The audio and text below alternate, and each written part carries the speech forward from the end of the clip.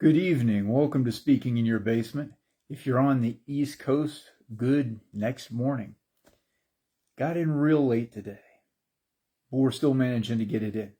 Technically, again, East Coast, I'll take the argument from you folks, but we're still going to call it a win.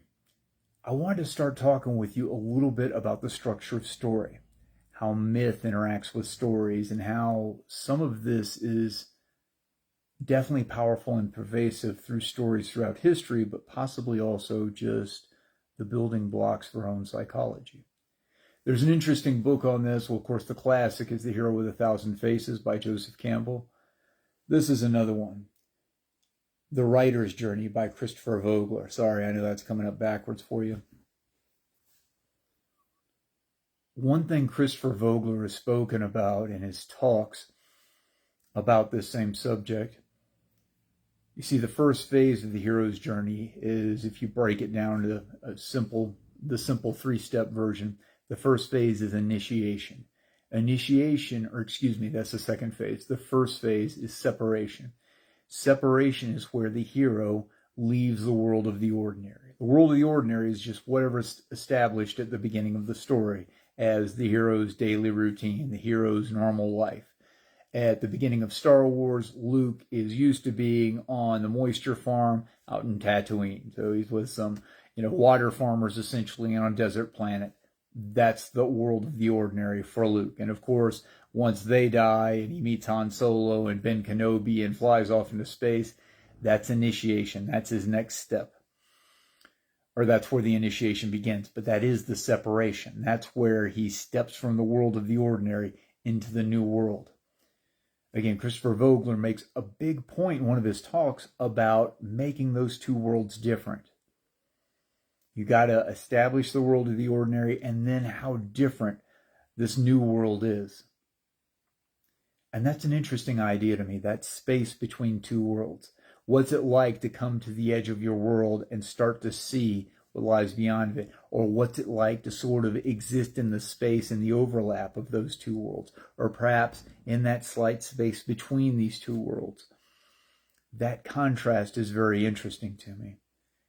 And one of the neat things about having a daily practice is you start to see the world with different eyes.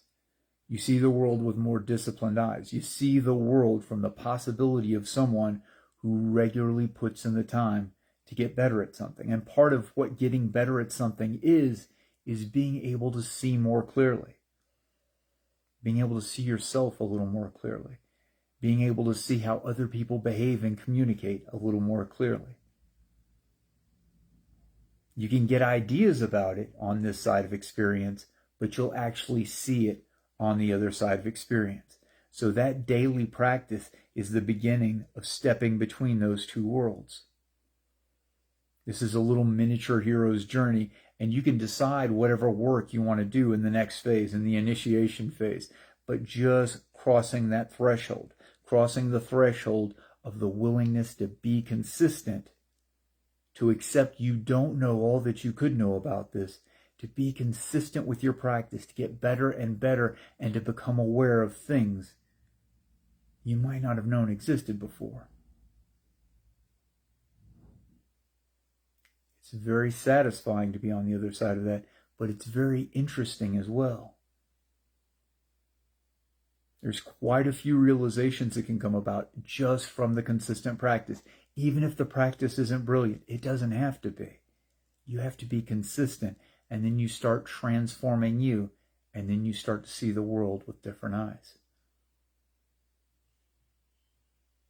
Now, again, this is built into story. This is built into myths thousands of years old. It's also built into Hollywood blockbusters these days. In some cases intentionally, in some cases it just comes up again and again, whether people plan on it or not. The interesting thing about understanding a little more of this, not only can you start communicating yourself in a different way, not only can you start to get more excited about the journey you're on or the journey that's ahead of you, you can also start communicating with others, telling stories to others in a way that has a deeper impact for them. And that's a powerful thing. So the hero's journey, the boundary between two worlds. This is another benefit you're getting out of that daily practice. Hopefully, I'm doing it late here. It's past 10 o'clock for me. Hopefully, if you haven't got in your daily practice for today, you're going to do it right now. And you're going to do it again tomorrow and then the next day, and keep doing it until it's just a part of you and you start seeing the world with new eyes.